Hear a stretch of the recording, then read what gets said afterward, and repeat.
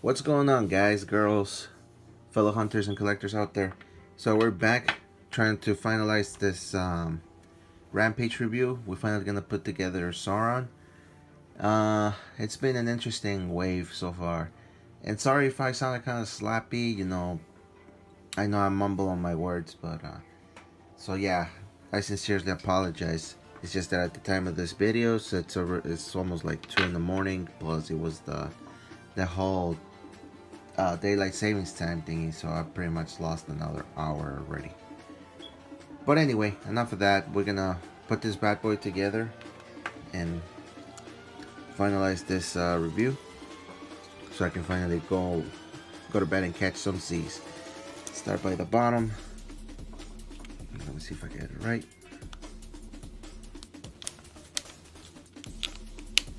Okay, we hear it clicking.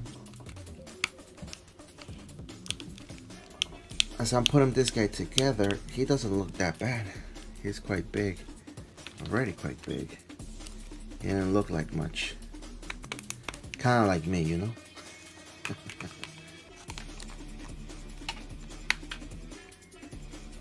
Let me see. Okay. There you go.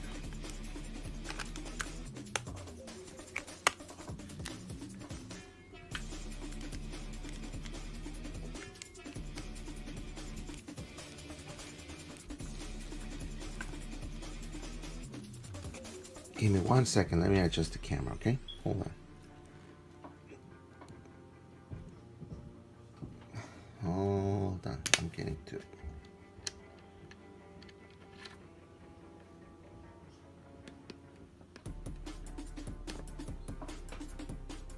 There you go. This guy is massive. Just with the wingspan, his are the 12 inches wide, with the wings fully spread out.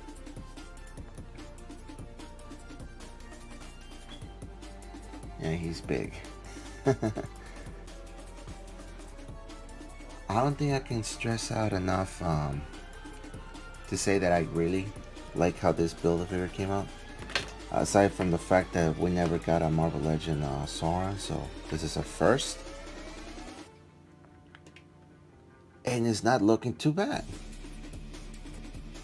I really dig this guy. Oop. Yeah, the little tail right there is knocking everything down. Let me see, hold on. Sorry. Here we go.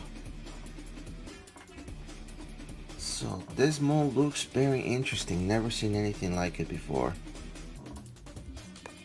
Yes, we do get some lack of articulation, but I think it works perfectly with the way the figure is. I mean, look at the detail on the wings.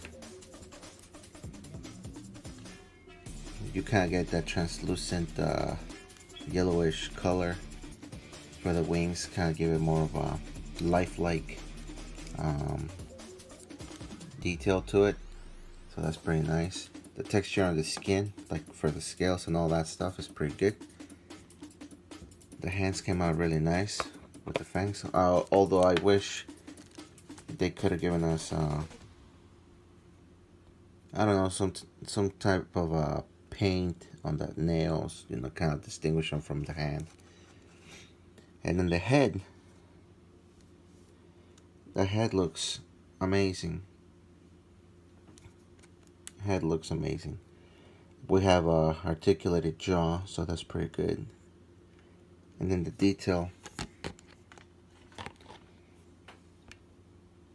Let me see. Yeah, the detail right here on the. Hold on, let me turn on the light. There we go. There we go, so much better. See, there you go. Detail on the teeth. The tongue looks pretty good.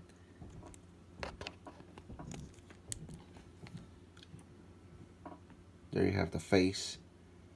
Interesting. And then he's got this like waistcloth with these pouches with certain stuff. I need to look back certain comic books or check out that story in this. If you want, look, you can take this off, and then you have a full-on pterodactyl man. Which I don't know. Let's put this together. Kind of like them better like that. Just my opinion. Let's see. All right, here we go. So let's look at the articulation of this bad boy. The head is on a ball peg. He can look up that much, and then the neck, we have some neck articulation that makes him able to. It's on a ball swivel, so you can. It has a little bit of. Let me bring down the hand, the arm. Well, let me take out the arm so you guys can see. So yeah, right here, the neck is on a ball swivel. It gives them a little bit more range for the front and back, which is kind of cool. Head came off. All right.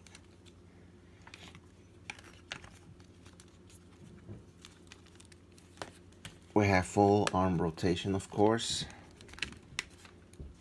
We have a single rotation on the bicep, but a single joint on the elbow. The wrists are on a swivel, movement up and down, depending on the configuration. And the wing itself has a little a joint right there that allows them to spread the wing like that. It's pretty good. And then with the use of that single joint, this piece of the wing gets some sort of a motion or articulation right there, so it's pretty good. Torso is in a ball peg. We get some movement towards the front, but also some movement towards the back. It works with the figure just fine. Legs on a single peg, and then rotation on the thigh. Double jointed knee, no rotation on the shin. We do get the foot on a swivel and an ankle rocker. Before I did this review, I keep hearing a lot of people saying that Sauron was like the Build-A-Figure of the year. And I could probably agree with that because, first of all, it's a new mold. It's a new mold, a new figure. Meanwhile, we got Apocalypse and Call Obsidian. They pretty much like rinse and repeat, if you know what I mean. So having something unique and new feels good and refreshing. Totally gets my approval. Really love this figure. Now I kind of wish I could buy that Savage Land pack with Sabu and the other two, the girl and the guy. But that's not happening. But I'm very hopeful that we get a reissue down the line, which I wouldn't mind. But yeah, pretty much that's it. Totally like this figure. I enjoy building it. Sorry once again if I sounded kind of sloppy. But yeah, I'm already getting tired. I should be going home. I am home, damn it. I should be going to bed. But, this is my time window. This is the only time I get to do this. So I had to take advantage of it, Well, that's it. So that's going to be a wrap. I hope you like this Rampage review. Or my first take at a Rampage review. I need to come up with something to highlight that. And let's see if we can do a quick power ranking from worst to the best. So the last place goes for Deadpool and Chill. I just don't see why we need another Deadpool pantless, I guess. So I don't know. I just take it, but I think it was a waste of a character slot. And coming right after that is gonna be Lady Deadpool. She's alright for what she is, but she feels just too bare bone. I wish she had more meat to it. Talking about plastic is kind of weird talking about meat too. So, but you know what I mean. I wish her body proportions were bigger.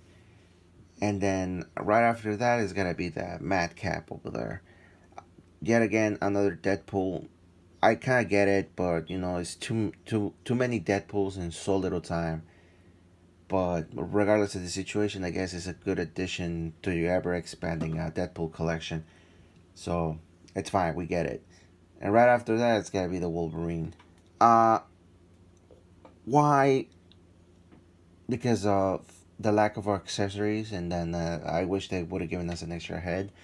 And then if they would have given us a little thingy to fill up the foot cloth, once you take it off, it leaves a gap right there. So that kind of bothers me a little bit. So I just gotta leave it there. And then right after that, it's gonna be Bishop. Bishop came close to first because mainly it's a great upgrade, a great update after the Toy Biz.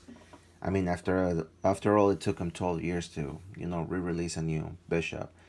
So the figure itself was pretty good, but they gave us a trigger hand, but they didn't give us the other weapon. So that's kind of a bummer. But whatever, if you have the Toy Biz and you can put the gun there, I guess it works. And first place goes for Omega Red. New mold, new articulation. Well, not new articulation, but yeah, definitely a new mold on a bigger figure. So I really, really dig that one. I just love how it came out. I think it works perfectly. So that's it. And obviously, I can't put this guy on the power ranking because this guy just like knocks them all out of the water. He just looks so badass. The detail came out nicely and stuff, and then the articulation works perfectly for the wings. So totally awesome. If you can find this wave, you can either go to bigbadtoystore.com or you can check your GameStops. They're still pretty much available. Okay, so pretty much that's it. Thank you so much for your time. I hope you enjoy this Rampage review. And maybe next time I'm going to be doing the Call Obsidian wave, or maybe I'll just throw in something into the mix, something different. I know I just got my pre-order in for the Storm Collectibles Goro, so I think I'm going to go back and review some of those ninjas. But that's something to talk about later. Meanwhile, I'm gonna take my leave. It's getting super late. I should be sleeping because I gotta work early in the morning. But anyway, thanks a lot for your time, and hope to see you later. All these videos were brought to you by Toy Hunters R Us. I'm your host, Dibney. See you guys later. Peace.